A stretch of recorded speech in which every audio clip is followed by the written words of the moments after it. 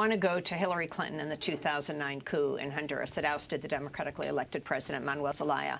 In her memoir, Hard Choices, Hillary Clinton wrote about the days following the coup. She wrote, quote, "In the subsequent days, I spoke with my counterparts around the hemisphere, including Secretary Patricia Espinosa of Mexico. We strategized on a plan to restore order in Honduras and ensure that free and fair elections would be held quickly and legitimately, which would render the question of Zelaya moot," unquote. Since the coup, Honduras has become one of the most dangerous places in the world. In 2014, the Honduran environmental activist Berta Cáceres spoke about Hillary Clinton's role in the 2009 coup. This is the woman who was assassinated last week in La Esperanza, Honduras.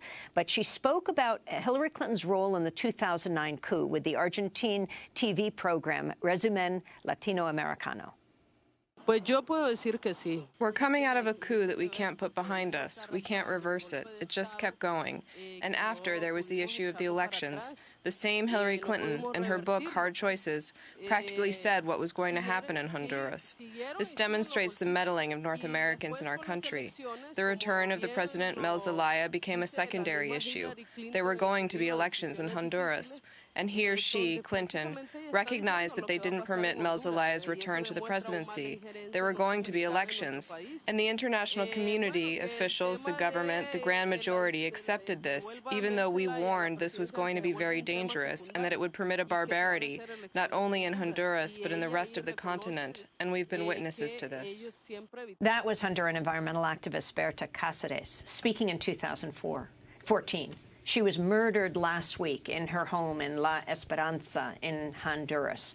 Last year, she won the Goldman Environmental Prize. She's a leading environmentalist in the world, Professor Grandin. Yeah, and she criticizes Hillary Clinton's book, Hard Choices, where Clinton was holding up her actions in Honduras as an example of a clear-eyed pragmatism. I mean, that book is effectively a confession.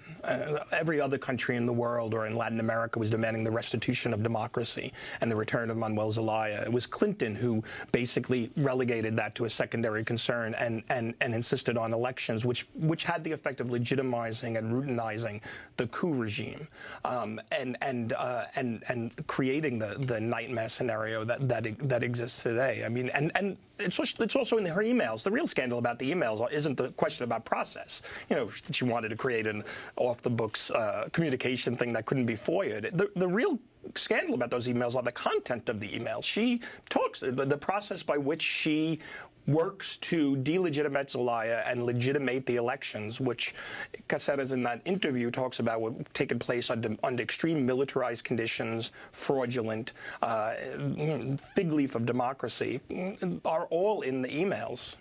And particularly, what does she say in them?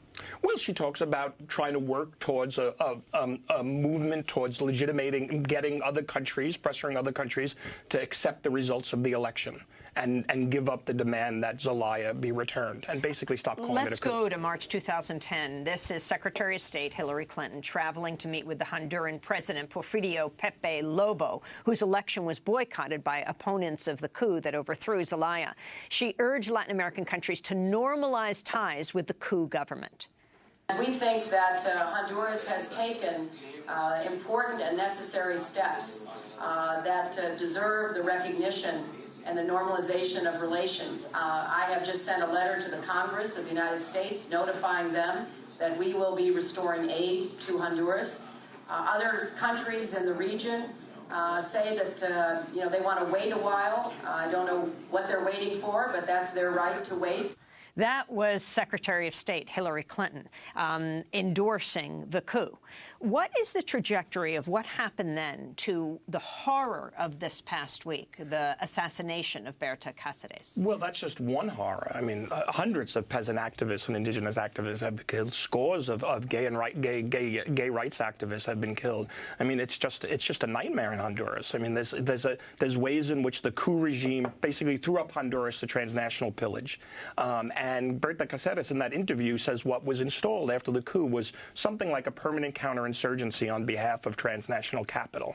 And that wouldn't have been possible if it were not for Hillary Clinton's normalization of that election. Greg Grandin, we're going to have to leave it there. Greg Grandin, professor of Latin American history at New York University, his most recent book titled Kissinger's Shadow, The Long Reach of America's Most Controversial Statesman. This is Democracy